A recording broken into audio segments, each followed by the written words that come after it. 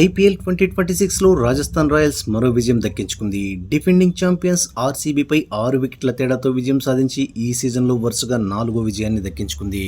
200+ target కాస్త రాజస్థాన్ బ్యాటర్ల విధ్వంసానికి చినబోయింది. మరోసారి వైభవ్ సూర్యవంశీ విధ్వంసకర బ్యాటింగ్తో రాజస్థాన్ రాయల్స్ విజయంలో కీలక పాత్ర పోషించాడు. తనకే సాధ్యమైన బ్యాటింగ్తో ఆర్సీబీ బౌలర్లను ఊచకోత కోశాడు. వరల్డ్ బెస్ట్ బౌలర్స్ అయినటువంటి జోష్ హేజల్వుడ్, భువనేశ్వర్ కుమార్ బౌలింగ్ను చితక్కొట్టాడు. దాంతో రాయల్స్ మరో 2 ఓవర్లు మిగిలుండగానే విక్టరీ సాధించింది.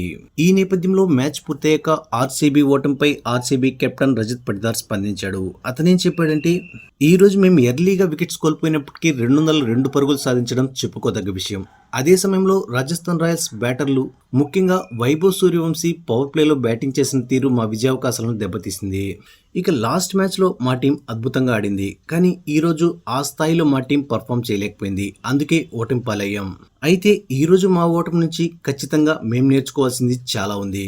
ఇక ఈరోజు బౌలింగ్ చేంజెస్ గురించి నేను పెద్దగా ఆలోచించలేదు. ఎందుకంటే మా దగ్గర వెంకటేష్ అయ్యర్, రొమారియో షెపర్డ్, కృణాల్ పాండ్యా మాత్రమే ఆప్షన్స్ ఉన్నారు. కాబట్టి మేము ముగ్గురుతోనే ఓవర్లను మేనేజ్ చేయాల్సి వచ్చింది. అందువల్ల బౌలింగ్ చేంజెస్ ఈ మ్యాచ్లో పెద్దగా ప్రభావం చూపలేదని అనుకుంటున్నా. ఐపీఎల్ వంటి అత్యంత పోటీతత్వంతో కూడిన క్రికెట్ ఆడుతున్నప్పుడు తప్పులు జరగడం సహజం. కానీ ఆ తప్పుల నుంచి పాఠాలు ఎలా నేర్చుకుంటామనేదే కీలకం. కాబట్టి మా మిస్టేక్స్ను సవరించుకొని నెక్స్ట్ మ్యాచ్కు బలంగా తిరిగొస్తామంటూ రజత్ పటిదార్ తెలిపాడు. ఇక ఈ మ్యాచ్లో మొదట బ్యాటింగ్ చేసిన ఆర్సీబీ 20 ఓవర్లో 8 వికెట్ల నష్టానికి 201 రన్స్ చేసింది. అయితే ఈ మ్యాచ్లో ఆర్సీబీ మొదట్లోనే కొలాప్స్ అయింది. 94 పరుగులకి 6 వికెట్లు కోల్పోయి పీకల్లోతు కష్టాల్లో పడింది. ఈ సమయంలో రజత్ పటిదార్ ఆర్సీబీని ఆదుకున్నాడు.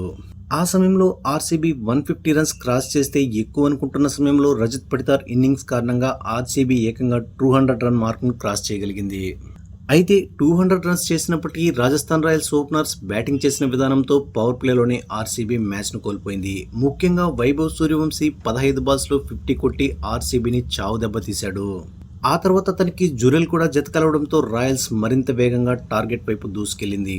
ఈ నేపథ్యంలో ఆర్సీబీ క్విక్గా 2-3 వికెట్స్ తీసినప్పటికీ అప్పటికే రిక్వైర్డ్ రేట్ తక్కువగా ఉండడంతో రాయల్స్ ఎటువంటి కంగారు పడకుండా మ్యాచ్ను 18వ ఓవర్లోనే ముగించేసింది.